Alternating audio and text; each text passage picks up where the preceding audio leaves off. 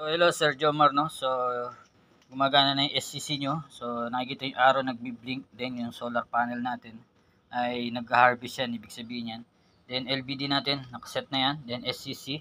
Then ito yung breaker natin na dalawa. Itong breaker na to ay para sa solar panel. Then yung breaker na to is para sa battery natin. Okay? Positive to negative lang yan.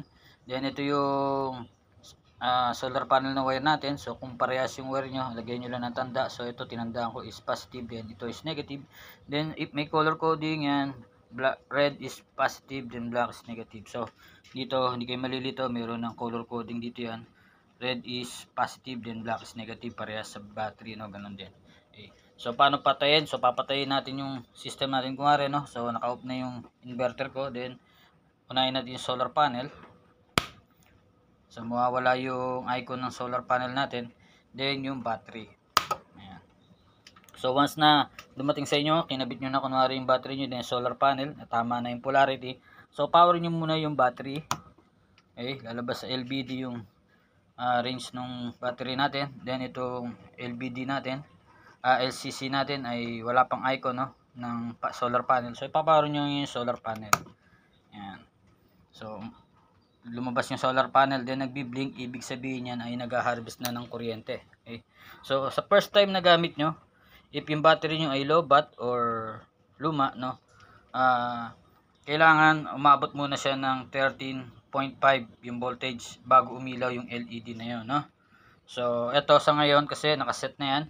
Then kung gusto nyo baguhin o yung battery nyo ay gagamitin yung LiPo4 o lithium, so pupunta ka lang dito sa menu. So papatayin nyo muna yung solar panel para maset yan, no?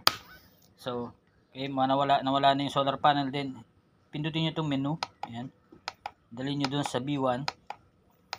Dahil sa ngayon nakaset tayo sa B1 ay lead acid ang gamit ko. Then kung gusto niya ng lithium or LiPo4, okay, balik kayo dun sa B1, i-long press nyo ang B1. Ayan, B1, then long press, magbi-blink yan. Then antayin nyo, ayan. Then set nyo sa B2 kung lithium, B3 kung LiPo4. Okay, so sa ngayon naka lithium ako, kaya isiset ko muna uli sa B1. Okay, ayan. So naka B3 na, di ba? So long press uli,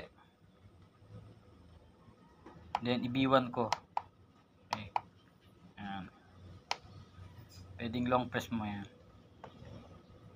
Okay na yun, naka B1 na. So magcha-charging yan. Ayan. So kapag iba kasi yung, halimbawa hindi nakaset sa B1 or B2 nakalagay, hindi magcha-charge yung battery natin, no? Yun lang naman ang diferensya ron. So kailangan nyo iset yung B1, B2, B3 kung anong klaseng battery ang gagamitin nyo. So papadala ko sa inyo ito. So goods na to. Na-testing ko na rin yung inverter nito, no? Ayan. Working na yan.